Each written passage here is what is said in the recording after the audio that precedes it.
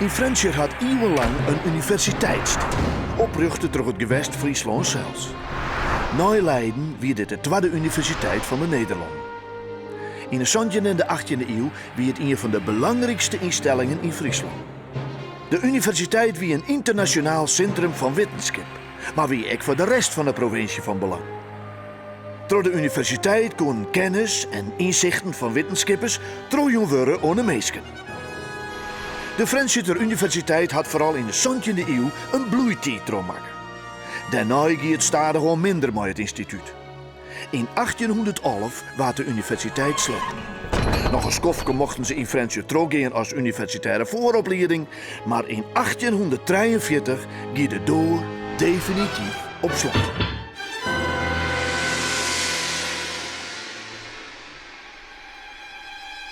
Na Karel V is Philips II koning geworden van de noordelijke en de zuidelijke Nederlanden. Maar Philips had hem vooral dwaande met Spanje, dat er ook de baas van is. En de Nederlanders die komen in opstand. Ze willen niet meer onder het gezag van de Habsburgse koningen. En ze willen loskomen van het grote, heilige Roomse Rijk. Onder leiding van Willem van Oranje wordt de strijd omgeboen met Philips II. Dat is in het jaar 1568. Het is het begin van de 80-jarige oorlog. Maar al een paar jaar later komt er een breuk tussen de noordelijke en de zuidelijke Nederlanden, het Sint-Wurge België. Het noordelijke pad verenigt hem in de Republiek der Zeven Verenigde Nederlanden en vjocht het verder Sint Philips II. In 1585 is de scheiding tussen Noord en Zuid definitief.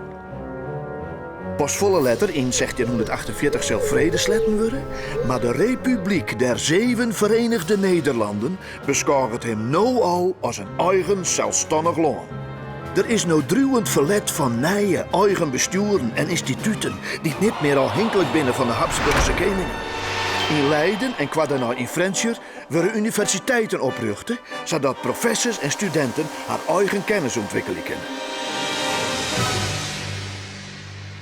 Een van de grootste veroorings in de Republiek, en dus ook in Friesland, is dat de katholieke godsdienst officieel inruilen wordt voor de protestantse. De 60 kleesters in Friesland verliezen daardoor haar functie. En de nieuwe oerhiet eigent hem deze gebouwen en groen Gauta. Uit de opbrengsten van dat kleesterland wordt onder oren de Universiteit van Friesland betaald. Er moet dan ook vlug protestantse doemnis komen en die kunnen mooi oplaad worden aan de universiteit. Zo ontstiert er een grote afdeling godsgeleerdheid. Verder kinst er geneeskunde, rechten en letteren en wijsbegeer te studeren. Doordat de bestuurders van de universiteit handig binnen in het oorloeken van goede professors, slagen het ook om een protestudenten uit het boeteland naar Friesland te krijgen. Benamen uit Duitsland en Hongarije, dat krijgt als Friesland Calvinistisch is, komen in de begintijd grote klibes studenten. De taal die ze mogen was spreken is Latijn. Ook een van de belangrijkste geleerden uit de 17e eeuw, René Descartes, studeerde een schoftje in Friesland. De Friesland Universiteit is net groot, maar haar rol in de maatschappij is wichtig. De professors zijn belangrijk als adviseur van het provinciebestuur. Ze lokken door haar boeken en schreeuwsel soms felle discussies uit en zorgen ervoor dat wetenschappelijke ideeën uit het boeteland ook hier te landen komen. In de 18e eeuw komen stadig gewoon minder studenten naar Friesland. Er zijn verschillende redenen voor. De belangrijkste is wel dat de provincie de universiteit net terug meer betalen kan. Boppen dat sturen in die tijd de meesten haar been leven naar Leiden. Dat vinden ze vernamer. In 1843 is het dienen met de universiteit.